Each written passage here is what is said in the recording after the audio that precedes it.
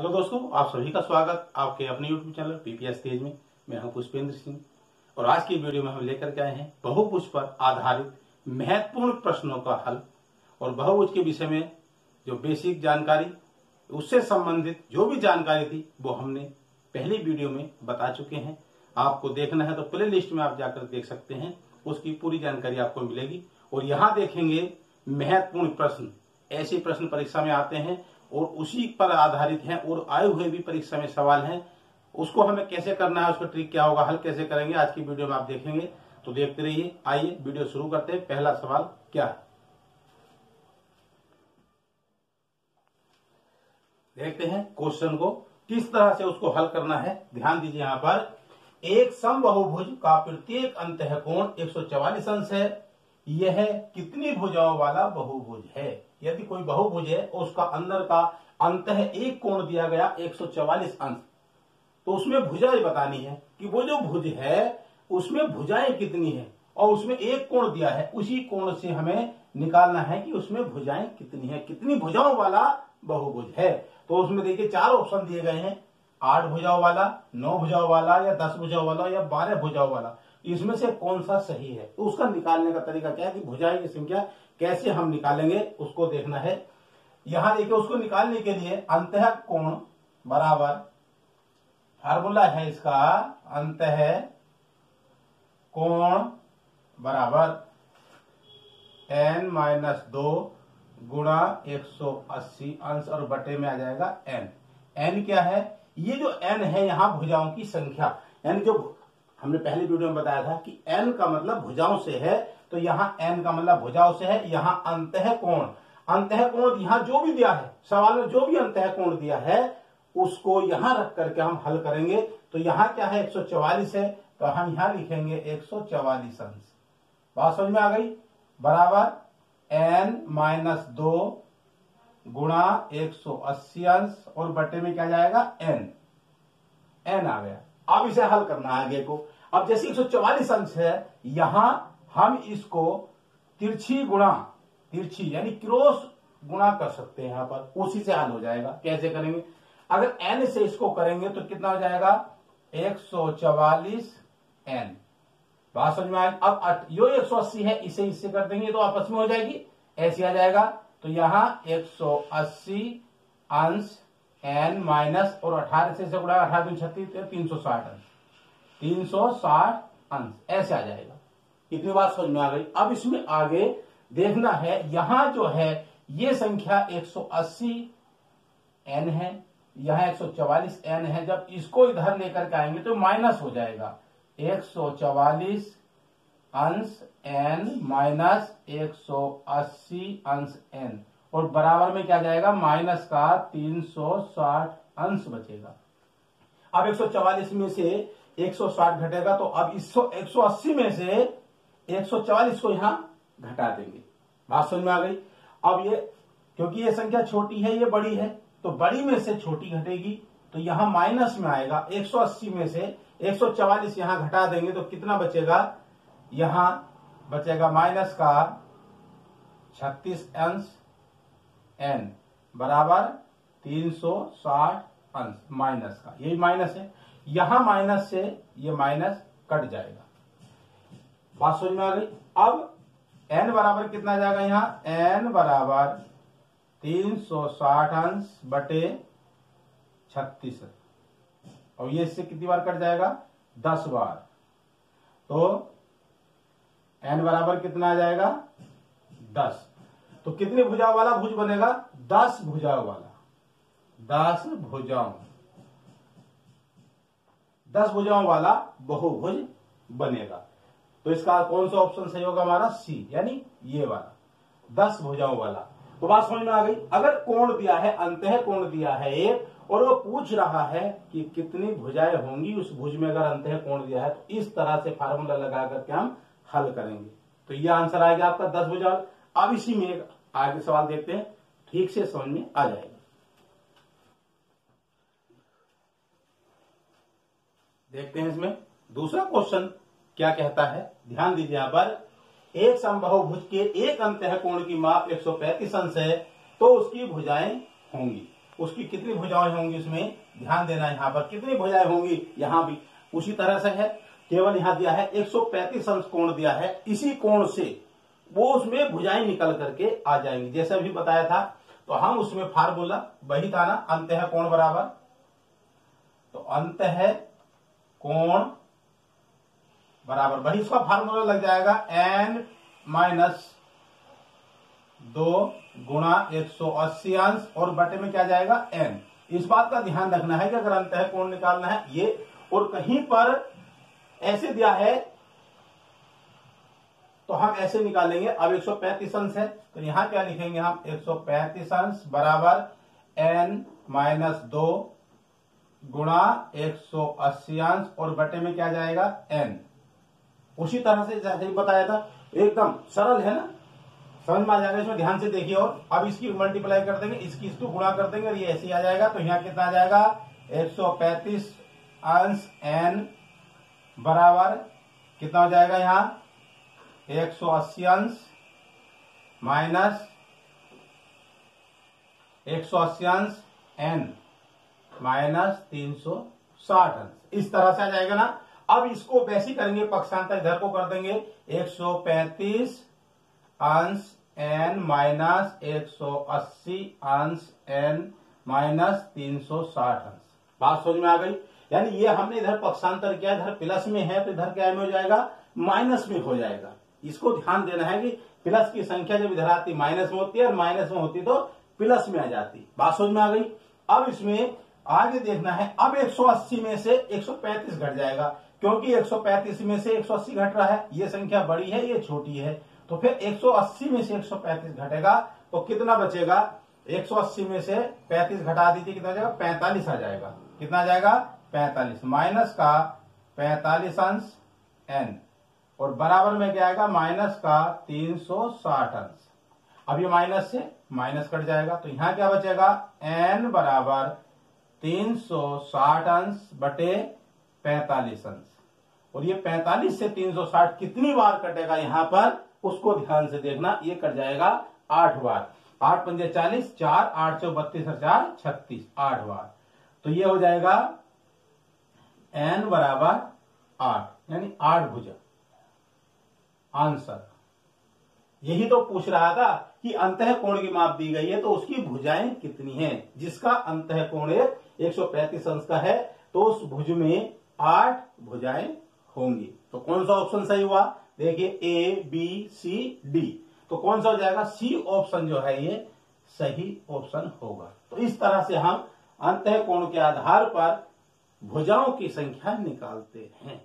तो ये वीडियो आप देखते हैं। नेक्स्ट क्वेश्चन क्या कहता है, ध्यान से देखना है इसको भी। एक समबाहुभुज के बाह्य एवं अंतः कोण का अनुपात 2:7 है तो बहुभुज की भुजाओं की संख्या कितनी है। तो यहाँ बाह्य कोण और अंतः कोण दोनों दिए हैं और दोनों का अनुपात दिया है। बाह्य कोण का और अंतः कोण का अनुपात कितना अनुपात है, 2:7। इसके आधार पर हम भुजाओं की संख्या निकालेंगे। कैसे, तो उसमें 4 ऑप्शन दिए गए हैं। पहला है 6 भुजा, दूसरा 7 भुजा, तीसरा 8 भुजा और चौथा 9 भुजा। इसमें से देखना है कौन सा हमारा आंसर सही होगा। तो देखते हैं। अब यहां 2 चीज दी गई हैं। एक तो दिया है बाह्य एवं अंतः कोण। बाह्य यानी बताया था हमने इसमें पहली वीडियो में, बाह्य का यानी बहिष्कोण, और बहिष्कोण का कोई सा भी भुज हो उसका योग 360 अंश होता है। और अंतः कोण का जो आधार पर होता है उसी भुज के आधार पर। तो यहां देखेंगे सबसे पहले हम क्या है, बाह्य कोण।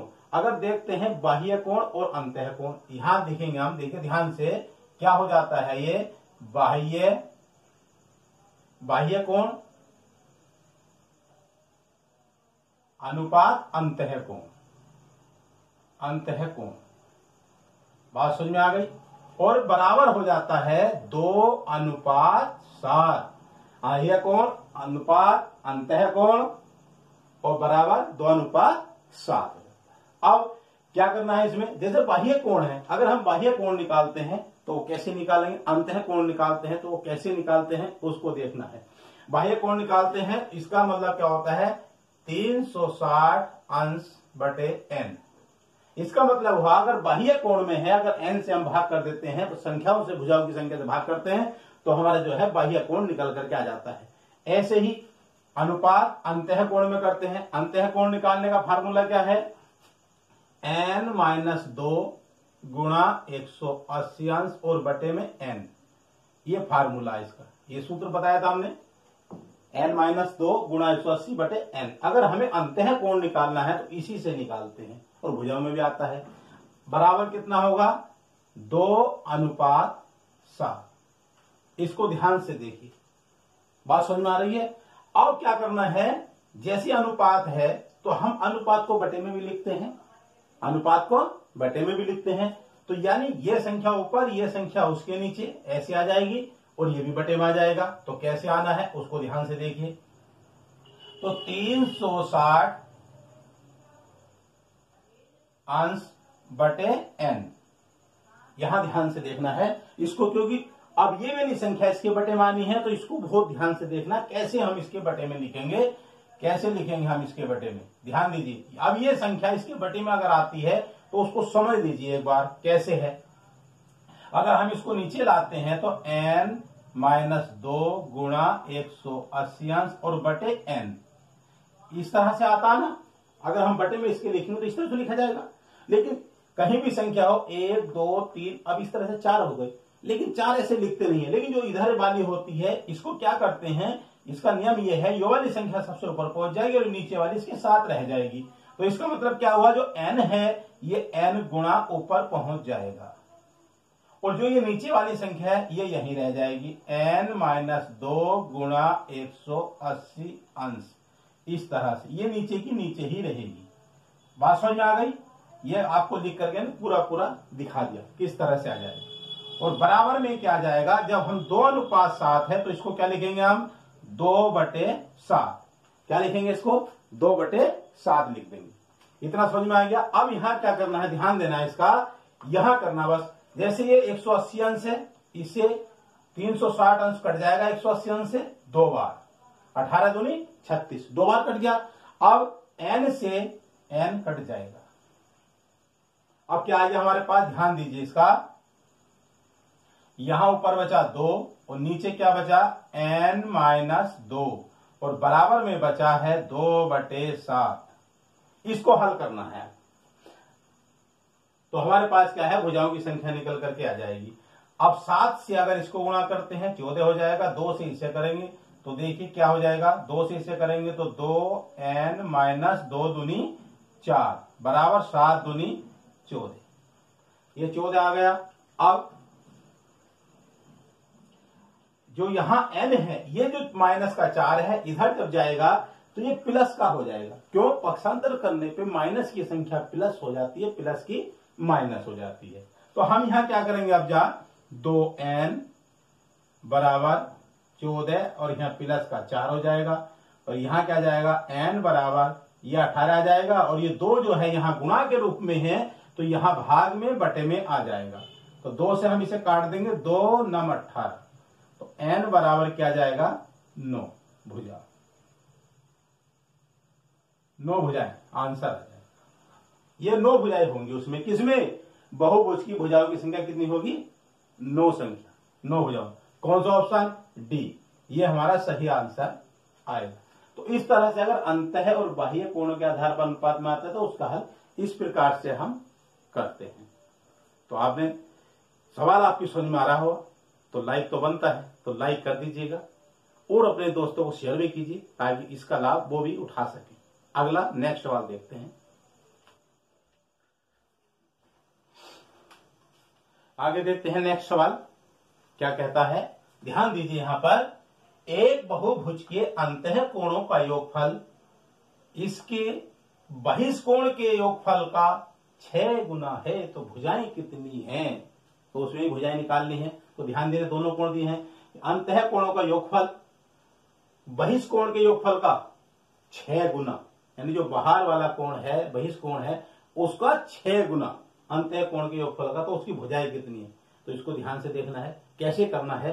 तो सबसे पहले क्या देखेंगे, जो अंतः कोणों का योगफल हम निकालते हैं उसका फार्मूला यहां लगाना है, अंतः कोणों का योगफल। तो यहां लिखेंगे हम जैसे अंतः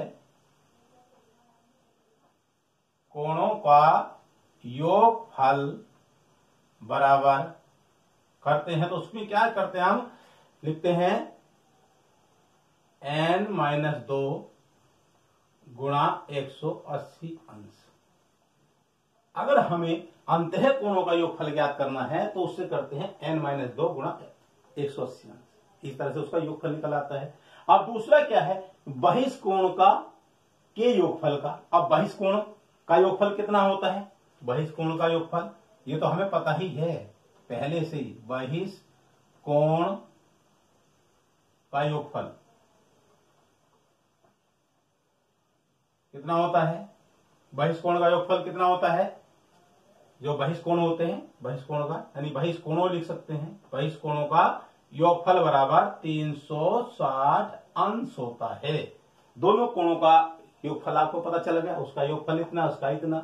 अब वो क्या कहता है, कोणों का योगफल किसका, अंतः कोणों का और बहिष्कोण के योगफल का 6 गुना। तो सब अब क्या करेंगे हम, जो अंतः कोणों का योगफल है उसको लिख लेंगे पहले n-2 गुणा 180 अंश और बराबर 360 अंश। और ये क्या कह रहा है, वो इस कोण के योगफल का 6 गुना, बहिष्कोणों के योगफल का 6 गुना। तो इसको 6 से गुणा कर देंगे।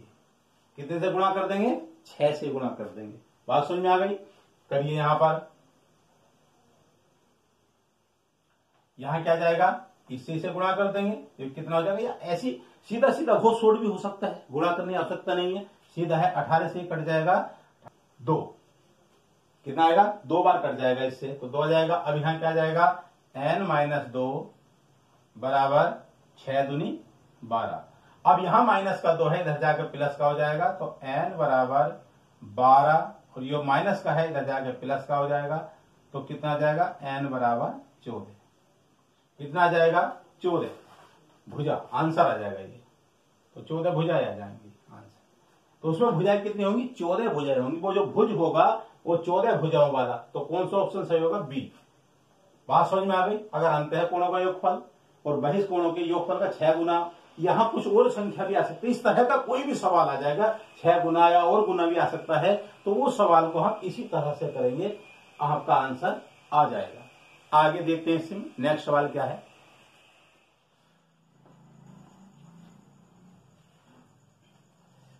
आगे देखते हैं नेक्स्ट क्वेश्चन क्या है, ध्यान से देखिए, उसको भी ध्यान देना। यहां पर 2 बहुभुजों की भुजाओं में, अब 2 बहुभुज आ गए यहां पर, पहले एक चल रहा था, अब 2 बहुभुज है, ध्यान देना इस पर। 2 बहुभुजों की भुजाओं में 1:2 का अनुपात है तथा दोनों के अंतः कोणों के योगफलों का अनुपात 3:8 है, तो दोनों बहुभुजों की भुजाएं क्रमशः हैं 5, 10 हैं, या 15, 30, 10, 20, 7 और 14, ये ऑप्शन दिए गए हैं। तो इसमें से हमें देखना कौन सा ऑप्शन सही होगा। तो हम इसमें यहां निकालेंगे, दोनों भुजाएं किस तरह से निकालेंगे उसको ध्यान से देंगे। बात क्या है, 2 बहुभुजों की, कितने बहुभुज हैं, 2 बहुभुज हैं, और दोनों के अंतः कोणों का योगफल का भी अनुपात दिया है 3:8। योग कोणों का योगफल होगा। अब कोणों का योगफल का फार्मूला क्या है, वही यहां लगेगा, उसको देखना है। तो देखिए क्या है, अब यहां क्या दिया गया है, 1:2। ये है भुजाओं में, उनकी भुजाओं में जो अनुपात है वो 1:2 है, और फार्मूले में हम भुजाओं को n से प्रदर्शित करते, n वाला फार्मूला लगता है। तो इसको हम मान लेंगे जैसे क्या, n1 और n2, इस तरह से इसको मान लेंगे। तो ये क्या हो जाएगा, बराबर 1:2। और हम इसको क्या लिख सकते हैं, ऐसे भी लिख सकते हैं, या n1/n2 बराबर 1/2। बात समझ में आ गई। हमने इसको बटे में लिख करके इसका 1/2 हो गया, तो इस तरह से लिख लेंगे। अब इसमें आगे देखें क्या करते हैं। तो यहां अंतः कोणों का योगफल का फार्मूला क्या है, ध्यान दीजिए, n-2 गुणा 180 अंश। ध्यान जाएगा, दोनों कोणों के योगफल होगा, 2 कोण है ना, अंतःकोणों का दो बहुभुज हैं, उसी बहुभुज के आधार पर, और दोनों का अनुपात है यहाँ पर 3:8। तो ये बटे में लिख लेंगे हम उसको, दूसरे को भी n-2 गुणा 180 और बराबर में लिख देंगे कितना, 3:8 है ना, तो 3/8, 3/8 आ जाएगा। अब यहाँ इसमें करना क्या है, एक चीज और ध्यान देनी है, ये हमने यहाँ लिख दिया दोनों अंतःकोणों के योगफलों का। तो पहले अंतःकोण का योगफल ऐसे हो, दूसरे का भी इस तरह से होता है, उनका अनुपात दिया है। अब यहाँ देखना, इसका जो पहला अनुपात था 1:2, जिसको हमने 1/2 लिखा है, इसको यहां ले आइए, इसको शुरू में। बात समझ आ रही है ना। अगर हम इसको ऐसे ही मान सकते हैं, अगर हम इसको मान लिया n1 बराबर x मान लें और n2 बराबर कितना 2x हो जाएगा। तो ये ऐसे हो जाएगा, क्योंकि x माना ना n1, x हो गया n का मान, तो ये x इसके साथ आ जाएगा, और यहाँ 2 है तो इसके साथ x आ जाएगा।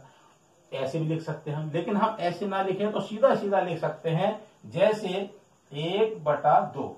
ध्यान दीजिए, अगर 1/2 है, इस तरह से हम इसको लिख सकते हैं। अब ध्यान क्या देना, जब n का मान x जैसे है, n के स्थान पर 1 और ये 2, इसे करा हमने 2x आ गया। ऐसे ही हम यहां लिख सकते हैं इसको, ध्यान दीजिए, 1 से इसे गुणा कर दें, केवल n के स्थान पर रखना है, 2 से मतलब नहीं है।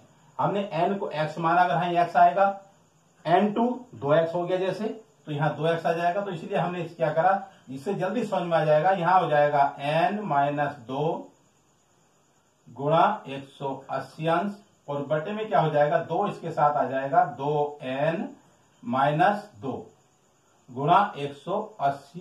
x के साथ भी आ सकता है, जैसे हम अगर यहाँ x रखते हैं, यहाँ 2x रखते हैं, तो बाद में फिर x का मान बदलना होता। लेकिन ध्यान समझाने के हिसाब से ये 2 जो है n के साथ आ गया 2n और 1 इसके साथ 1n, और बराबर आ जाएगा इसमें 3/8।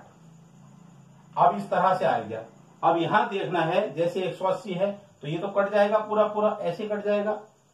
बात समझ में आ गई। अब यहां क्या बचा, n-2 और 2n-2, इस तरह से बच गया। अब इसकी हम क्या है, तिरछी गुणा कर देंगे, ऐसे 8 से कर दीजिए। इसमें 8 से इसे करेंगे हम कितना, 8n-8 दूनी 16, और बराबर में क्या आ जाएगा, 3 से इसे करेंगे, 3 दूनी 6, यहाँ 6n आ जाएगा, और माइनस का यहाँ 6, 3 दूनी 6n माइनस 3 दूनी 6, और इसे इधर ले आएंगे, पक्षांतर कर लेंगे यहाँ पर 8n, और ये 6n इधर आके माइनस का हो जाएगा, क्योंकि पक्षांतर कर रहे हैं, और बराबर में आ जाएगा माइनस का 6, और ये माइनस का यहाँ जो 16 है, ये जो माइनस का 16 ये वाला इधर जाकर के प्लस का 16 हो जाएगा। बात समझ में आ गई। अब 8n से 6n घटा दीजिए, कितना बचेगा, 2n आ जाएगा, और बराबर में कितना आ जाएगा, 16 में से यहाँ 16 है, 16 में से 6 घट जाएगा, ये माइनस का है, तो कितना आ जाएगा, 10 आ जाएगा। तो 10 आ जाएगा, ध्यान देने यहाँ पर 10, और n बराबर क्या जाएगा, 10/2, 2 से इसे काट देंगे तो क्या जाएगा, ये 5, n बराबर 5। तो ये जो n है, n बराबर क्या आ गया, 5। तो n जो है, जैसे यहाँ n थी n1, तो ये पहली भुजा आ गई, पहली भुजा 5 आ गई। अब दूसरी भुजा निकालेंगे हम, तो पहली भुजा कितनी हो गई, n1 जो माननी थी यहाँ पर, जैसे n1 था ये, तो ये आएगी n1 बराबर 5। अब n2 बराबर क्या आ जाएगा, 5 गुणा 2, क्योंकि ये 2 है ना इसका अनुपात में, ये वाला 2, तो ऐसे आ जाएगा, तो कितना आ जाएगा, ये 10। तो इसके आ गया 5 और 10, इस तरह से 5 और 10 इसका आंसर आ गया। देखते हैं, तो ये आंसर हमारा 5 और, तो कौन सा ऑप्शन सही है, पहला वाला, ए ऑप्शन जो है ये सही है, 5 और 10। तो दोनों जो बहुभुज हैं, उनकी जो भुजाओं में है संख्या, तो पहले भुज 5 और दूसरे भुज की जो है 10 भुजा। इस तरह से इसका आंसर इस तरह से निकालते हैं, अगर इस तरह से सवाल आता है। आगे नेक्स्ट सवाल देखते हैं क्या है। नेक्स्ट क्वेश्चन देखते हैं क्या है, ध्यान दीजिए यहाँ पर, एक 10 भुज में विकर्णों की संख्या क्या होगी। अगर विकर्णों की संख्या निकालने के लिए आती है, उसका फार्मूला बताया था, यहां भी उसको बता रहे हैं फिर से, कि अगर विकर्णों की संख्या निकालनी है, कोई सा भी भुज हो, चाहे वो 10 भुज हो, 12 भुज हो, या 8 भुज या 9 भुज, कोई सा भी भुज हो, उसकी अगर विकर्णों की संख्या निकालनी है तो कैसे निकालेंगे, वही सवाल यहाँ पर है। तो उसमें देखिए 10 भुज में विकर्णों की संख्या निकालनी है, तो यहाँ ऑप्शन दिए गए हैं, पहला 35, 40, 45 और 50। तो क्या होगी उसको अभी देखते हैं, तुरंत एकदम हल हो जाएगा। तो उसका फार्मूला क्या बताया था, उसका था n ब्रैकेट में n माइनस का 3 और बटे में क्या जाएगा 2। ये इसका फार्मूला है कि अगर भुजाओं में हमें विकर्णों की संख्या निकालनी है तो किस तरह से ये वाला फार्मूला लगेगा।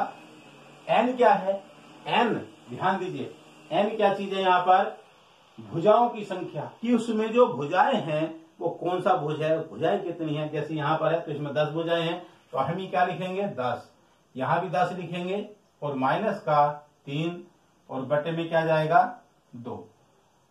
तो यहाँ 10 है और 10 में से अगर 3 घटाएंगे तो क्या बचेगा, 7 आएगा ना। तो यहाँ गुणा 7 आ जाएगा और बटे में क्या जाएगा 2। 2 से इसे काट देंगे 5 आ जाएगा और 5 सत्ते 35, 35 विकर्ण होंगे आंसर। ये 35 विकर्ण होंगे किसमें, 10 भुज वाले में। तो हमारा कौन सा ऑप्शन सही है, ए वाला ऑप्शन सही है। इस तरह से हम विकर्णों की संख्या निकालते हैं। बात समझ में आ गई है ना। तो इस तरह से यहां देखा आपने आज की वीडियो में जो बहुभुज के आधार पर क्वेश्चन आपने देखे हैं, इसमें क्वेश्चन जो परीक्षा में एग्जाम होते हैं उसमें आए हुए क्वेश्चन हैं, और इसी के आधार पर अगर अन्य क्वेश्चन भी आते हैं, अगर आपने वीडियो पूरा देखा है तो जरूर समझ में आएगा और ऐसे क्वेश्चनों का हल आप आसानी से कर सकते हैं। तो वीडियो आपको पसंद आया है तो लाइक कीजिएगा और वीडियो को अधिक से अधिक शेयर कीजिएगा ताकि और विद्यार्थियों को भी इसका लाभ उठा सकें। तो आज की वीडियो में इतना ही है, फिर मिलेंगे हम एक नई वीडियो में नए टॉपिक के साथ। जय हिंद, जय भारत।